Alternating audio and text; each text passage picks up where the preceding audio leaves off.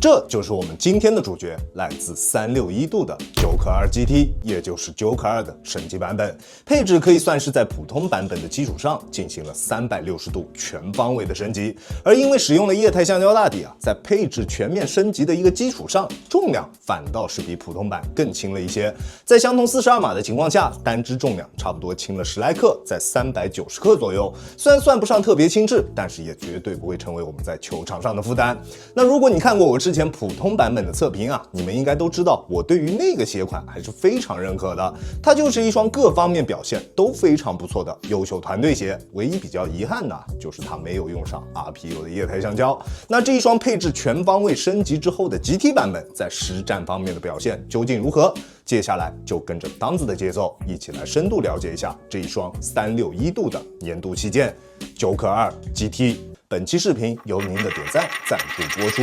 它的鞋楦跟之前的普通版沒什麼區別，依舊是一個正常寬度的鞋楦。而這一次 GT 版本的鞋面材質會比普通版本來得更加柔軟一些，所以它的舒適度會更高，對於雙腳的壓迫也會更小一點。但是寬腳的兄弟我依舊還是建議盡量試穿之後再決定是不是要購買。如果你不是超級大寬腳，應該都可以在這一雙鞋身上得到不錯的靜態包裹。但是它的動態鎖定相比普通版反倒會有些下降。雖然這一次的 GT 版本在鞋面上用了非常多這種有點像是外骨骼的橡膠材質進行了補強，但是說實話有點外強中乾的意思。在變相的時候，你會明顯感覺到鞋面沒有辦法兜住我們的雙腳，腳在鞋內會出現非常明顯的位移。對於小體重或者是平時打球強度不是特別大的兄弟們來說，它確實夠用，而且舒適度會比普通版更高。但是如果你平時打球有一定的強度，那這一次 GT 版本的體驗可能就比不上普通版了。鞋面兜不住腳是一點還有就是因為球鞋中段的 TPU 抗扭片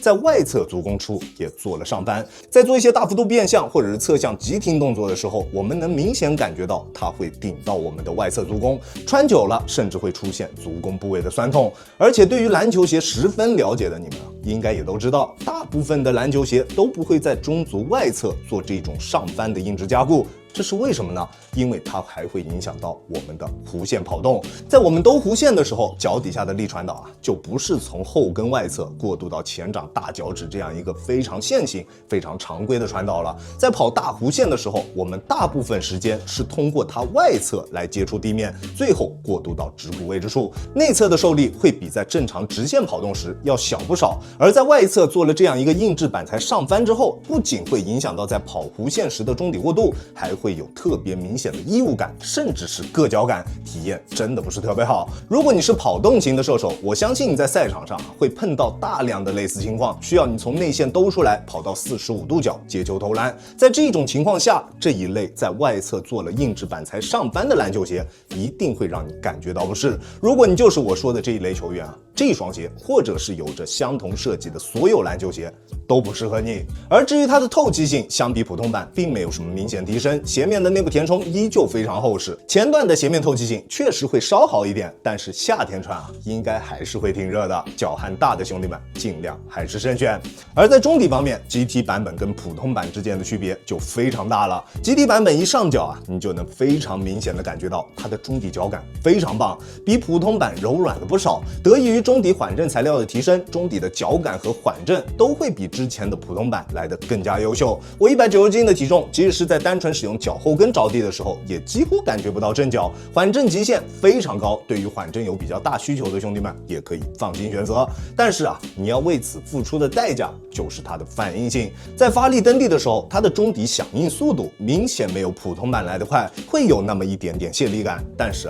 它頂級的抓地很好的彌補了這一點，腳底下的整體反應還算迅捷，在做動作的時候不會有特別明顯的遲滯感。而它中底新加入的這一個延伸至前掌的 TPU 條，對於中底的前掌推進或者是力反饋並沒有什麼特別明顯的加深效果，更多的是提升了球鞋的中底過渡。在正常跑動的時候，它的中底過渡非常不錯，完全不會有任何一絲斷層的感覺。但是在蓄力起跳的時候，你能明顯感覺到它後跟外包的這一圈 TPU 材料會有一定的異物感，同樣也是對於小體體重的球員會更加友好一些，而大體重的球員在蓄力起跳的时候，后跟的触地感受就会显得比較生硬一些。当然啊，这种感觉并不算特別明顯，對於實戰的影響也不會特別大，這一點大家可以放心。但是如果你比較追求蓄力起跳時的感受，或者想要一定的運動表現加成，那它一定不會是你的菜，盡量還是慎選。當然，它的這一塊中段的 TPU 對於中底抗扭的提升啊，還是非常明顯的。不管是做什麼動作，它的斜身姿態都能保持得非常不錯，不會出現誇張的心變，足以應對高強度的實戰。